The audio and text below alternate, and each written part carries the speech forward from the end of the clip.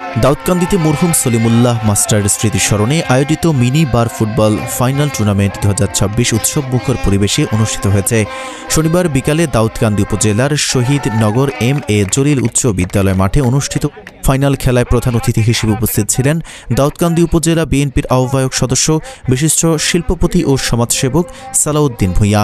প্রধান অতিথির বক্তব্যে তিনি বলেন, খেলাধুলা যুব সমাজকে মাদক ও অপরাধ থেকে দূরে রাখে এবং সুস্থ মানসিকতা গঠনে গুরুত্বপূর্ণ ভূমিকা রাখে।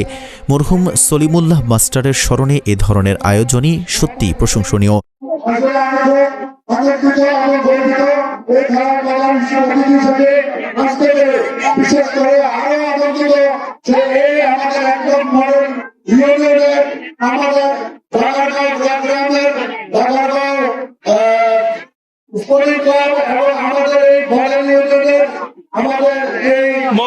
মোহাম্মদপুর মাদ্রাসা একাডেমি কর্তৃক আয়োজিত যে খেলা হয়েছে, অবশ্যই এত হারবে এত জিতবে, তাই মোহাম্মদপুর জিতেছে, ভালো তাদেরকে আমার পক্ষ থেকে স্বাগত অভিনন্দন এবং আমার পক্ষ থেকে অভিনন্দন। এই টুর্নামেন্টে সভাপতিত্ব করেন দাউদকান্দি উপজেলা যুবদলের যুগ্ম আহ্বায়ক, শিক্ষানুরাগী ও সমাজসেবক আরিফ খন্দকার।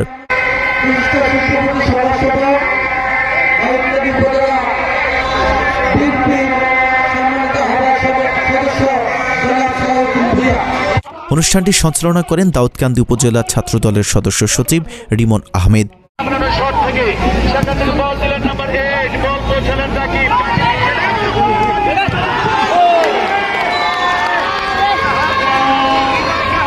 অনুষ্ঠানে আরও উপস্থিত ছিলেন ডক্টর খন্দকার মোশাররফ হোসেন, কলেজের অধ্যক্ষ রেজাউল করিম, দাউদকান্দি আদর্শ পাইলট উচ্চ বিদ্যালয়ের প্রধান শিক্ষক জসিমউদ্দিন, দাউদকান্দি উপজেলা যুবদলের সিনিয়র যুগ্ম আহ্বায়ক শাহ আলম সরকার, যুগ্ম আহ্বায়ক সেলিম হাজারি এবং দাউদকান্দি উপজেলা স্বেচ্ছাসেবক দলের আহ্বায়ক কামরুল ফকির প্রমুখ। ফাইনাল ম্যাচে দুই শক্তিশালী দলের মধ্যে উত্তেজনাপূর্ণ ও প্রতিদ্বন্দ্বিতাপূর্ণ খেলা অনুষ্ঠিত হয়। খেলা শেষে বিজয়ী ও রানার্স আপ দলের হাতে ট্রফি ও পুরস্কার তুলে দেন অতিথিবৃন্দ।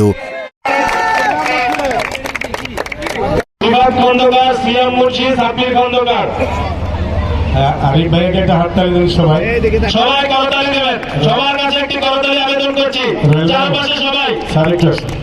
খেলাধুলার মাধ্যমে তরুণ সমাজকে সুস্থ ও গঠনমূলক পথে রাখতে এ ধরনের আয়োজন অব্যাহত থাকবে বলে আশা প্রকাশ করেন আয়োজকরা।